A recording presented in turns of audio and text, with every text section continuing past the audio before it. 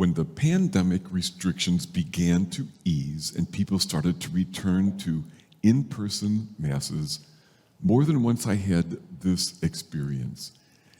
In between masses, people I really didn't know that well came up to tell me something that seemed really, really important to them to say. I was glad to hear what they said, but what really stayed with me was how urgent it was to them that I took in their message. Father Joe, you have no idea what a difference Sacred Heart made for me during the pandemic. Being able to pray online and listen to the homilies and to feel connected, it is what helped me get through. It's what helped me still be here today. And then they would make sure I was looking right at them and say something like, Father Joe, please, I really want you to take this in. They wanted it to be personal for me. Maybe you know what that's like, to want intensely to make sure that someone truly hears what is on your heart. Please, look at me, really hear me. This is personal. Take this in. It is Easter. And I think Jesus looks right at each of us with that same energy and says, I really want you to take this in. Please, let this be personal. This is real, and it is for you. For Jesus, it was all personal. His humble birth in poverty, his entire beautiful life, and his agonizing death on the cross. It has been well said. It was not the nails that held Christ to that tree. Nails were not strong enough to hold the God-man. No, it was love that held him there. Yes, to Jesus, it was personal. He also wants it to be truly real, to be personal to each of us. It is sadly so easy to distance ourselves from what we celebrate at Easter and what it really means for us. Now, I'm not sure what all combination of factors work against letting it be something that we take in personally. You know, maybe Easter is just one more holiday, right? Went to Easter Mass, made my mom happy, maybe earned something from God, check. Or maybe we are out of touch with our deepest yearnings and have kind of settled for what's on the surface. It is easy to just keep it in our heads, right? Jesus rose from the dead, got it. I mean, we could even go so far as to acknowledge that was pretty great what God did, but still think it doesn't really affect me that much. It is Easter, and I think that the energy of Christ is so strong to say, please do let this affect you. Let this be real for you. My brothers and sisters, I hope this is not just another holiday to which we tack on church. I talk with so many people for whom life is hard. I mean, sometimes really hard, who have been through a rough diagnosis or who are walking through some heartache alone or with a loved one. People who struggle in so many different ways and sometimes mightily. And I think, how could anyone be okay if we've not yet learned to take this in, to let it be personal? Our scriptures never say life will be easy, but they do tell us that Christ has entered into everything that we are. Our loves, our losses, our hopes, our heartaches.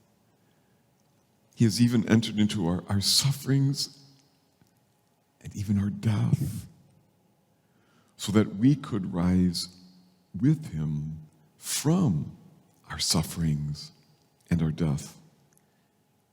We need to let this be personal, for the story of Christ's life, death, and resurrection is our story.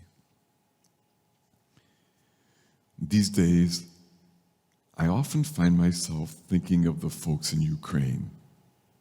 And when I do, it's often hard for me not to cry. And I know we see only the tiniest bit of the enormous suffering, cruelty, and terror. And it's been really hard for me to even think of how these folks could possibly hear the message of Easter personally when it is still for them Good Friday, when what they are doing right now is hanging on the cross, dying. With all of that heavy on my heart, Monday night, God gave me this moment.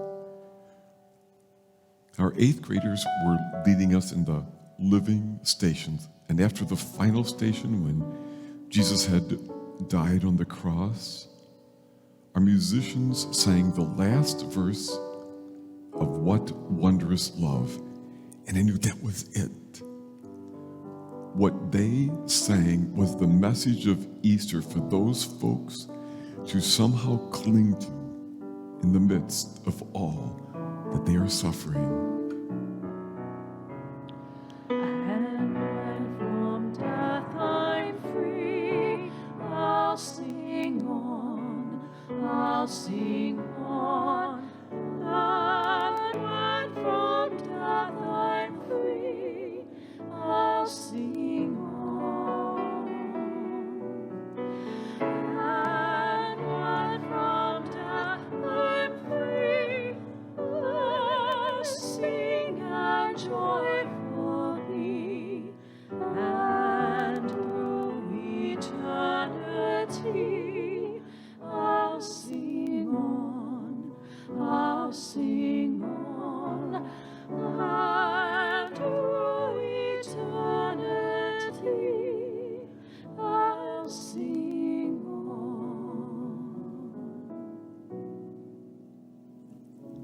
I think that's it. That is the promise, the hope that God sings in their hearts for them to cling to. I don't know what else they might have right now, but it comforts me to imagine that they could somehow hear that song and its promise in their heart of hearts. For each of us, Easter is meant to be personal. And so the question, what does Easter say to you personally? Can you hear God in the quiet of your heart asking, where do you struggle?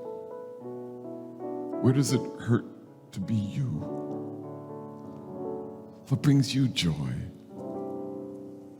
What is it really like to be you these days?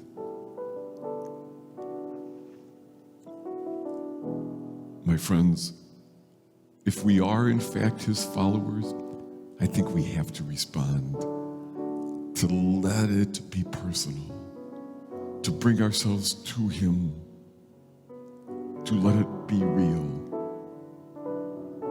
What is it like to be you these days? And if you do let this be personal, I think that God's response without words is, I have always known your heart. I know you, your struggles, your beauty, your sin, your goodness. And I love you with all of that. And because I am alive, there is always more to life than whatever challenges you face. And I will be with you always. Always will I be with you, loving you. Always. It's that personal. So, whatever led you to join us today, I believe that Jesus Christ is personally so glad that you did,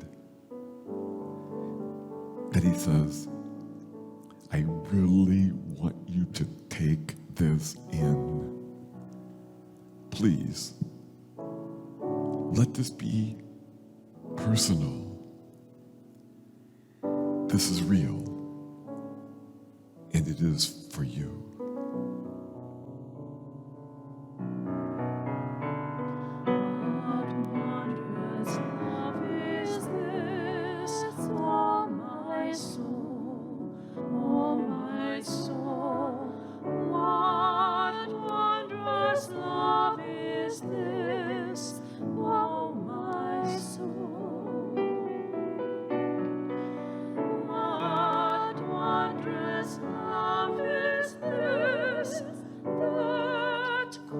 The Lord of bliss to